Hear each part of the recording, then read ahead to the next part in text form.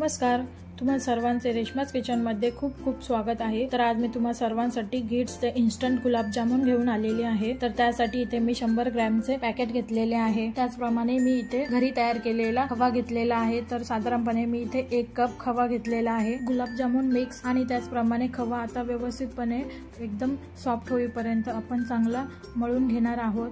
तुम्ही बघू शकता इथे मी दोन्ही एकदम एकजीव होईपर्यंत चांगले मळून घेणार आहे। गुलाबजामुन साठीचे हे पीठ आपण जितके जास्त चांगले मळणार तितके चांगले आपले गुलाबजामुन तयार होतात। गुलाबजामुन मिक्स आणि त्याचप्रमाणे खवा व्यवस्थितपणे मिक्स करून झाल्यानंतर मी इथे गरजेप्रमाणे 1 चमचा दूध ऍड करत आहे। 7-8 मिनिटे छान मळून घेतल्यानंतर तुम्ही बघू शकता हे पीठ आता खूप छान सॉफ्ट झालेले आहे। तर आता मी 10 मिनिटांसाठी ते झाकून ठेवणार आहे। गुलाबजामुन पाक तयार करण्यासाठी इथे मी 2 कप साखर त्याचप्रमाणे 2 कप पाणी ऍड केलेले आहे। त्यानंतर मी यामध्ये केसरचे धागे व त्याचप्रमाणे 1 चमचा वेलची पावडर ऍड केलेली आहे। केसर टाकल्याने आपल्या पाकला खूप छान कलर येतो।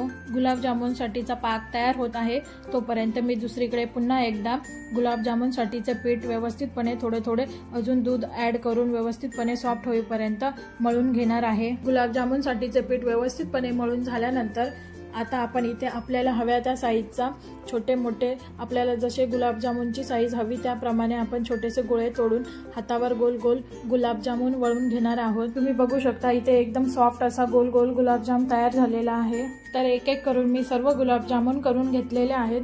गुलाबजामुन तयार होईपर्यंत तुम्ही बघू शकता आपला गुलाबजामुन साठीचा पाक तयार झालेला आहे। तयार करून घेतलेले सर्व गुलाबजामुन आपण तेलामध्ये किंवा तुपामध्ये चांगले गोल्डन ब्राउन होईपर्यंत फ्राय करून घेणार आहोत। तेल गरम झाल्यानंतर आता मी एक करून सर्व गुलाबजामुन तेलामध्ये सोडलेले आहे। गुलाबजामुन फ्राय करताना इथे मी रोटेट मोशनने करत आहे जेणेकरून आपले गुलाबजामुन सर्व बाजूंनी व्यवस्थितपणे एकसारखे गोल्डन ब्राउन होतील।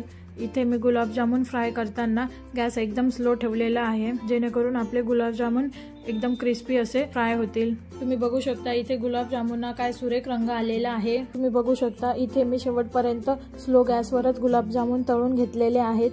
तर आता मी झाऱ्याच्या सहाय्याने सर्व गुलाबजामुन तेलामधून काढून घेणार आहे। गुलाबजामुन तळून झाल्यानंतर लगेचच मी ते तयार केलेल्या पाकामध्ये सोडलेले आहे। तर इथे पाक हा थोडासा मी कोमट करून घेतलेला आहे। अशा प्रकारे 10 मिनिटांनंतर मस्त गरमागरम असे आपले इन्स्टंट गुलाबजामुन खाण्यासाठी रेडी आहेत। जर तुम्हाला ही माझ्या इन्स्टंट गुलाबजामुनची रेसिपी आवडली असेल तर रेश्माज किचनला लाईक शेअर सबस्क्राइब करायला विसरू नका।